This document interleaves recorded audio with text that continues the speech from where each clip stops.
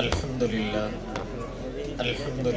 وحدہ والصلاة والسلام علی من لا نبی بعدہ اما بعد فاعوذ باللہ من الشیطان الرجیم بسم اللہ الرحمن الرحیم الذین آتیناہم الکتاب یعرفونہ کما یعرفون ابناءہم صدق اللہ وصدق رسولہ النبی الکریم ونحن علی ذلک من الشاہدین والشاکرین والحمد للہ رب العالمین اللہم صلی علی سیدنا محمد النبی الأمی وعلی آلہ واصحابہ وسلم تسلیما کثیرا کثیرا۔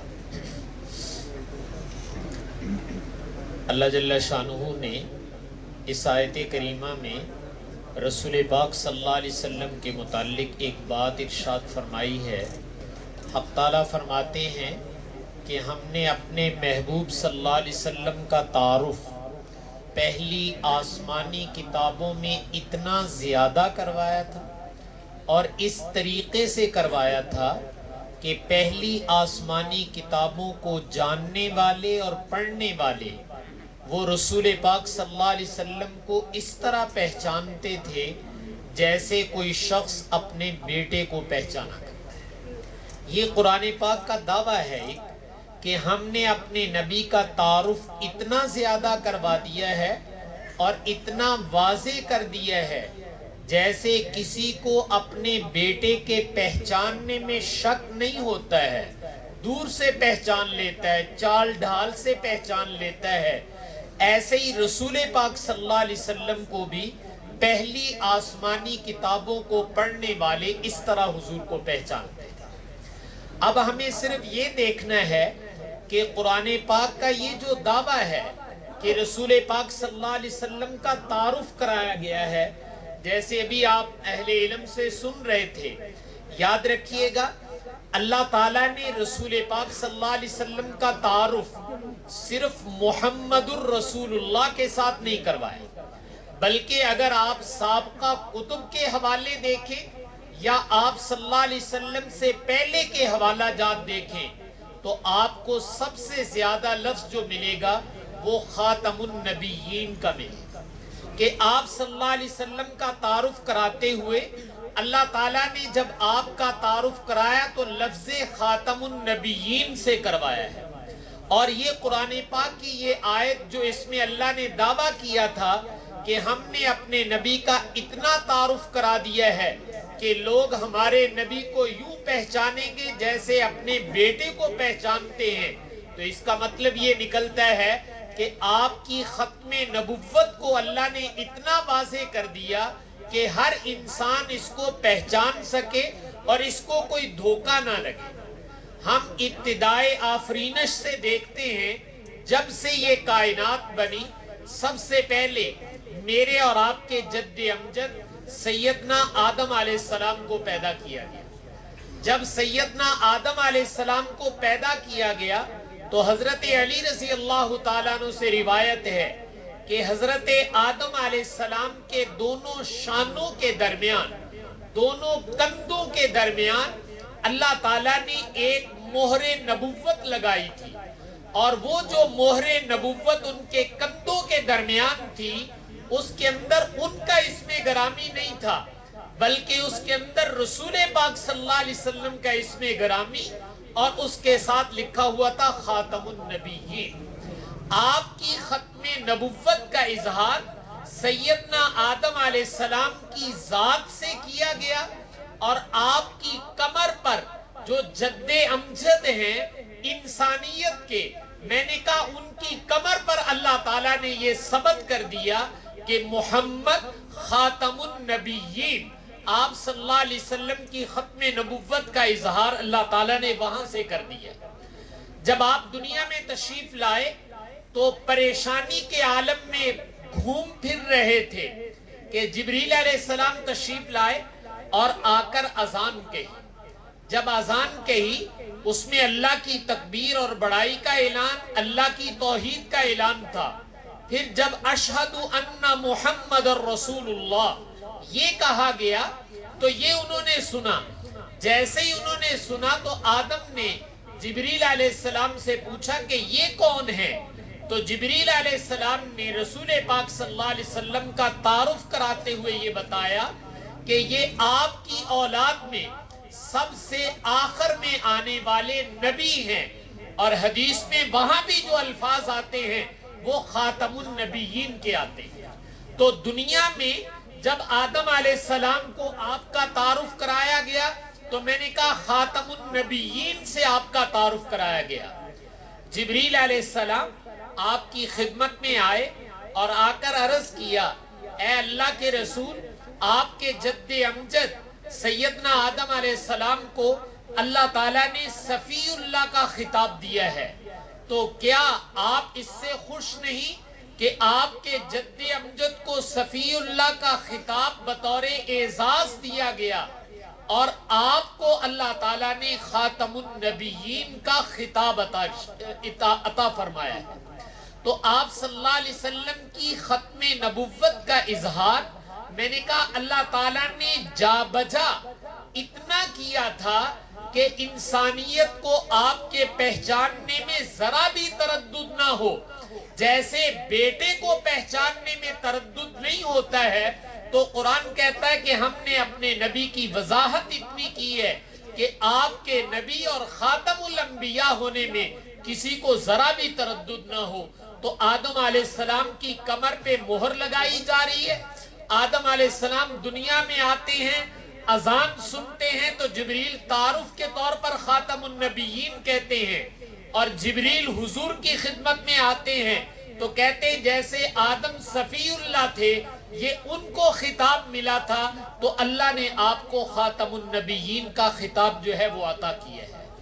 آپ صلی اللہ علیہ وسلم کی ختم نبوت میں نے عرض کیا کہ اللہ تعالیٰ نے اس کو جا بجا مختلف جگہ تذکرہ کیا ہے۔ سیدنا ابو بکر صدیق رضی اللہ تعالیٰ کے زمانے میں ایک جنگ ہوئی جس میں حضرت خالد بن ولید بھی شریک ہوئے اور صحابہ کرام بھی تھے۔ شام کا جو گورنر تھا ماہان، یہ کیسر روم کی طرف سے مقرر تھا، عیسائی لوگ تھے یہ۔ تو جب مقابلے کے لیے پہنچے تو اس نے مسلمانوں سے یہ کہا کہ اپنا کوئی دانا سمجھدار آدمی بھیجو۔ تو انہوں نے حضرت خالد بن ولید رضی اللہ تعالیٰ عنہ کو بھیج دیا۔ ان کے ساتھ ماہان نے گفتگو شروع کی اور ایک سوال کیا کہ کیا تمہارے نبی کے بعد کوئی اور نبی آئے گا؟ تو حضرت خالد بن ولید رضی اللہ تعالیٰ نے فرمایا کہ نہیں، ہمارے نبی کے بعد کوئی اور نبی نہیں آئے گا، ہمارے نبی اللہ کے آخری نبی ہیں، خاتم النبیین ہیں۔ جب آپ نے یہ جواب دیا تو ماہان نے جواب میں یہ کہا کہ اس بات کی گواہی میں بھی دیتا ہوں کہ ہماری کتابوں میں بھی یہ لکھا ہوا ہے کہ رسول پاک صلی اللہ علیہ وسلم اللہ کے آخری نبی ہوں گے، آپ کے بعد کوئی اور نبی نہیں آئے گا۔ تو پہلی آسمانی کتابوں کو جاننے والے علماء نہیں، جو ان کے بادشاہ اور گورنر تھے، وہ بھی یہ پہچانتے تھے کہ رسول پاک صلی اللہ علیہ وسلم اللہ کے آخری نبی ہیں۔ اللہ تعالیٰ نے رسول پاک صلی اللہ علیہ وسلم کا یہ تعارف، جس کو میں ختم نبوت عرض کر رہا ہوں، یہ پہلی آسمانی کتابیں، پہلے انبیاء، اس میں اتنا کروا دیا تھا کہ ان کے عام لوگ بھی یہ پہچانتے تھے کہ حضور کے بعد کوئی اور نبی نہیں، آپ اللہ کے آخری نبی ہیں، اس کے بعد کوئی اور نبی آنے والا نہیں ہے۔ یہ میں نے کہا یہود و نصارہ بھی پہچانتے تھے۔ تو قرآن نے جو دعویٰ کیا ہے کہ وہ لوگ ہمارے نبی کو اس طرح پہچانتے ہیں، یعرفون ابناءہم، جیسے اپنے بیٹوں کو پہچانتے ہیں۔ رسول پاک صلی اللہ علیہ وسلم کا تعارف اللہ تعالیٰ نے پہلی آسمانی کتابوں میں کروایا۔ صرف آپ کا تعارف نہیں کروایا، بلکہ آپ کی پہچان کے لیے، تاکہ کسی کو کوئی غلط فہمی نہ لگے، آپ کے خلفاء کا تعارف بھی کرایا، صحابہ کا تعارف بھی کرایا۔ پہلی آسمانی کتابوں کو اٹھا کر دیکھیں، آج بھی وہ تعارف ملتا ہے۔ میں صرف ایک واقعہ نقل کر دیتا ہوں۔ رسول پاک صلی اللہ علیہ وسلم کے جانشینوں میں دوسرا نام سیدنا عمر فاروق رضی اللہ تعالیٰ عنہ کا ہے، کہ جن کو اللہ تعالیٰ نے خلیفہ ثانی بنایا، حضور کے وہ جانشین بنے۔ وہ اپنا واقعہ خود سناتے ہیں کہ زمانہ جاہلیت میں جب ابھی رسول پاک صلی اللہ علیہ وسلم نے رسالت کا اعلان نہیں فرمایا تھا تو حضرت عمر کہتے ہیں کہ میں تجارت کے سلسلے میں ملک شام گیا اور وہاں تجارتی کام کرتا رہا، قافلہ واپس آ گیا، میرا کام پورا نہیں ہوا تھا، میں ٹھہر گیا۔ میں نے کہا کہ میں اپنا تجارتی کام پورا کر کے پھر واپس جاؤں گا۔ تو ان کے ایک گرجا گھر میں ٹھہرا ہوا تھا کہ ان کا پوپ آیا، اس نے دیکھا کہ یہ مسافر ہے، اس سے کوئی کام لینا چاہیے، تو اس نے کہا کہ یہ مٹی پڑی ہوئی ہے، یہ مٹی اٹھا کر فلاں جگہ ڈال۔ تو حضرت عمر نے کہا کہ میں تمہارے باپ کا نوکر ہوں کہ تمہارا یہ کام کروں؟ اس نے کہا نہیں، تمہیں میں یہاں سے باہر نہیں نکلنے دوں گا جب تک یہ مٹی نہیں اٹھاؤ گے۔ اس نے باہر سے تالا لگا دیا، حضرت عمر کو اندر ہی بند کر کے چلا گیا کہ یہ مٹی اٹھاؤ گے تو باہر جانے دوں گا وگرنہ اندر رہو گے۔ کچھ دیر کے بعد وہ آیا تو دیکھا حضرت عمر اسی طرح بیٹھے ہوئے جیسے اس وقت بیٹھے ہوئے تھے، مٹی نہیں اٹھائی۔ اس نے آ کر پھر یہی بات کہی تو حضرت عمر نے دیکھا جو کسی پڑی ہوئی تھی، کئی جنوں کہتے ہو، وہ پکڑی اور پکڑ کے اس کے سر پہ دے ماری، اور جب اس کے سر پہ دے ماری تو وہ وہی ڈھیر ہو گیا، مر گیا۔ تو حضرت عمر نے سوچا یہ تو بندہ مر گیا ہے، اب مجھے پکڑ لیں گے۔ حضرت عمر فرماتے میں وہاں سے بھاگ نکلا۔ جب میں وہاں سے بھاگ کے نکلا تو تیزی سے شہر سے باہر نکلتا بھاگتا رہا۔ ایک جگہ جا کر میں نے کہا کہ ذرا سستا لوں، کوئی پانی وانی پی لوں، تو ایک دیوار کے سائے میں بیٹھ گیا۔ ابھی تھوڑی دیر بیٹھا تھا کہ اندر سے ایک آدمی نکلا اور اس نے آ کر مجھے سر سے لے کر پاؤں تک دیکھا۔ دیکھنے کے بعد کہا اندر آ جا۔ میں اندر چلا گیا، اس نے پانی پلایا، خدمت کی، اور اس کے بعد اس نے ایک سوال کیا۔ اس کا سوال یہ تھا کہ یہ میرے سے چمڑا لے لیں اور اس چمڑے پر ایک معاہدہ، ایک ایگریمنٹ میرے ساتھ کر لیں، لکھ دیں۔ حضرت عمر نے پوچھا کیا لکھوانا چاہتے ہو؟ کہا کہ یہ ملک شام ہے اور تم نے اس ملک کو فتح کرنا ہے، تمہارے ہاتھ سے یہ فتح ہوگا۔ جب تم فاتح بن کر آؤ تو یہ جو میرا گرجا ہے یا یہ میرا مکان ہے، یہ میرے نام آج ہی الاٹ کر دو کہ یہ میں تمہیں دے دوں گا، آج لکھ کے دے دو۔ حضرت عمر بڑے حیران ہوئے کہ مجھے تو اپنی جان کے لالے پڑے ہوئے اور یہ کہہ رہا ہے کہ تم نے یہاں بادشاہ بن کر آنا ہے۔ تو حضرت عمر ہنسے کہ یار میرے ساتھ مذاق کیوں کرتے ہو؟ کہا نہیں تم لکھ دو، تمہیں اس سے کیا لگے۔ حضرت عمر نے جان چھڑانے کے لیے کہ میاں کہیں پیچھے سے پکڑنے والے نہ آ جائیں، یہ لکھ کے دے دیا کہ اگر میں بادشاہ بنا یہاں کا تو یہ تمہارے نام پر الاٹ کر دوں گا۔ نیچے اپنے دستخط کر دیے۔ اس کے بعد اس نے کہا کہ عمر تم نہیں جانتے لیکن ہم جانتے ہیں، ہماری کتابوں میں تمہارے نبی کا تعارف بھی ہے اور تمہارے نبی کے خلفاء اور صحابہ کا تعارف بھی ہے۔ تیرا تعارف ہماری کتابوں میں اتنا لکھا ہوا ہے کہ جب میں نے تجھے اپنی آنکھوں سے سر سے لے کر پاؤں تک دیکھا تو میں پہچان گیا کہ امیر المومنین عمر بننے والا یہی شخص ہے اور اس نے فاتح بن کے آنا ہے۔ جس اللہ نے نبی کے خادموں کا یہ تعارف کرایا ہے، یہ کیسے ممکن ہو سکتا ہے کہ وہ اپنے نبی کا پورا تعارف نہ کرائے؟ دیکھیں میں اور آپ کسی کا تعارف کرائیں تو ادھورا نہیں کراتے، کسی کو ایڈریس بتانا ہو تو پورا بتاتے ہیں تاکہ یہ اپنے مقام تک پہنچ جائے۔ آپ کسی کا تعارف کرانے لگتے تو بتاتے صاحب یہ فلاں صاحب ہیں، یہ فلاں ہیں، فلاں کا بیٹا ہے، اس کی پوری بیک گراؤنڈ آپ ذکر کرتے ہیں۔ تو میرے اللہ نے اپنے نبی کا تعارف کرانا تھا تو یہ کیسے ممکن ہے کہ صرف محمد الرسول اللہ تو تعارف کرایا ہو اور خاتم النبیین ہونے کا تعارف نہ کرایا ہو؟ یہ ممکن نہیں ہے۔ اللہ تعالیٰ نے اپنے نبی کا پورا تعارف کروایا ہے اور وہ یہ کہ آپ اللہ کے رسول ہیں اور آپ اللہ کے آخری رسول ہیں۔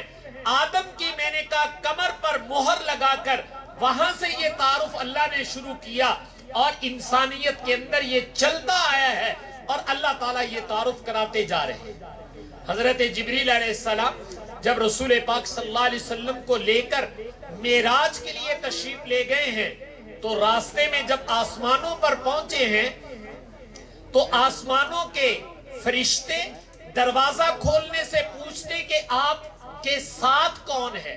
तो जिब्रील अमीन ने हर आसमान पर पहुंचते वक्त जब उनका ये सवाल आया कि तुम्हारे साथ कौन है, तो रसूल पाक सल्लल्लाहु अलैहि वसल्लम का तारुफ कराते हुए जिब्रील अमीन हर आसमान पर कहते हैं कि मेरे साथ खातमुल अंबिया तशरीफ लाए। आपका खातमुल अंबिया के साथ तारुफ सातों आसमानों के फरिश्तों को जिब्रील अमीन करा रहे हैं। अल्लाह से जब मुलाकात हुई है तो हक ताला ने भी ये बात कही कि मेरे हबीब, क्या आप इससे खुश नहीं कि हमने आपका लक़ब खातमुन नबिय्यीन रखा है। अल्लाह ताला ने भी खातमुन नबिय्यीन का लक़ब ये खुशी के लिए पेश किया है।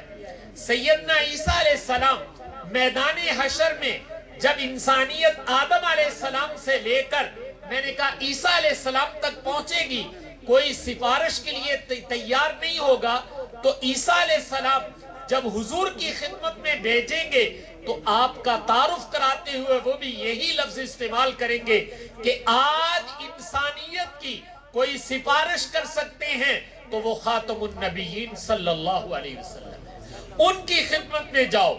ईसा अलैहिस्सलाम खातमुन नबिय्यीन होने का ऐलान मैदान हशर में करेंगे और इंसानियत जब आपकी खिदमत में जाएगी तो जाकर इंसानियत भी जिन लफ्जों के साथ आपको याद करेगी वो भी खातमुन नबिय्यीन के लफ्ज होंगे। तो मैं अर्ज ये कर रहा हूं कि कुरान ने एक दावा किया है कि ये लोग हमारे नबी को ऐसे पहचानते हैं कमा यारिफूना अबनाहुम, जैसे अपने बेटे को पहचाना जाता है। तो जैसे बेटे के पहचानने में शक शुबा नहीं होता है, इंसान पूरे तरीके से पहचानता है, तो हुजूर की पूरी पहचान सिर्फ मुहम्मदुर रसूलुल्लाह नहीं है, आपकी पूरी पहचान रसूलुल्लाह के साथ खातमुल अंबिया होना। और ये मैंने कहा अल्लाह ताला ने पहले दिन से शुरू किया है और मैदान हशर तक अल्लाह ताला इसको लेके जाएंगे और इसी तरह आपकी खत्म नबुव्वत का इजहार होता रहेगा। इसलिए भाइयों, मुझे और आपको आप सल्लल्लाहु अलैहि वसल्लम को जैसे बतौर मुहम्मदुर रसूलुल्लाह बयान करना है, तो मैं एक बात कहना चाहता हूं, वो ये कि हम आपको मुहम्मदुर रसूलुल्लाह भी कहें, लेकिन इससे ज्यादा लफ्ज जो उम्मत मुसलमान में इस्तेमाल होना चाहिए वो खातमुन नबिय्यीन का होना चाहिए कि खातमुन नबिय्यीन ये आपकी खुसूसियत है। याद रखिए, जैसे आप किसी का तारुफ कराने लगते हैं, एक ये कि आप सिर्फ नाम ले दें और एक आप कहें जनाब डॉक्टर साहब, वो समझता है कि अब मेरा तारुफ पूरा हुआ है। या आप कहते हैं जज साहब, सदर साहब, ये उसका तारुफ पूरा होता है। जो उसकी असल खुसूसियत होती है उसी में पाई जाए और किसी और में ना पाई जाए, उसे खुसूसियत कहा जाता है। रसूल तो बाकी भी 1,24,000 हैं, लेकिन खातमुल अंबिया सिर्फ मेरे नबी है। इसलिए अगर आपका इसमें ग्रामी लेते वक्त आपकी इस सिफत का तस्करा किया जाए तो ये हमारे नबी की खुसूसियत है, इसमें इम्तियाजी शान है और एजाजी शान है। तो इसलिए रसूलुल्लाह भी हैं आप, लेकिन इससे बढ़कर जो मुझे और आपको कहना चाहिए वो खातमुल अंबिया या खातमुन नबिय्यीन का लफ्ज कहना चाहिए। और वो इतना कहना चाहिए कि मुसलमानों का बच्चा हो या बच्ची, छोटा सा बच्चा भी हो, अगर उससे कहा जाए कि खातमुन नबिय्यीन का, तो उस पे उसकी जुबान अड़नी नहीं चाहिए। ईमान का तकाजा ये है कि उसकी जुबान पे इतना चढ़ा हुआ हो कि जब कोई नाम ले तो वो बेसाख्ता कहे कि हमारे नबी खातमुन नबिय्यीन सल्लल्लाहु अलैहि वसल्लम। तो अल्लाह ताला ने आपकी खत्म नबुव्वत का तारुफ आपके रसूल होने के साथ साथ बराबर के दर्जे में कराया है। जिसको कुरान कहता है वो इस तरह पहचानते थे जैसे अपने बेटों को पहचानते हैं, यानी आपकी खत्म नबुव्वत को भी पहचानते थे। अल्लाह ताला मुझे और आपको भी खत्म नबुव्वत का चौकीदार बनने की और ताहयात इसकी खिदमत में लगे रहने की तौफीक अता फरमाए। व आखिरु दावाना अनिल हम्दुलिल्लाहि रब्बिल आलमीन।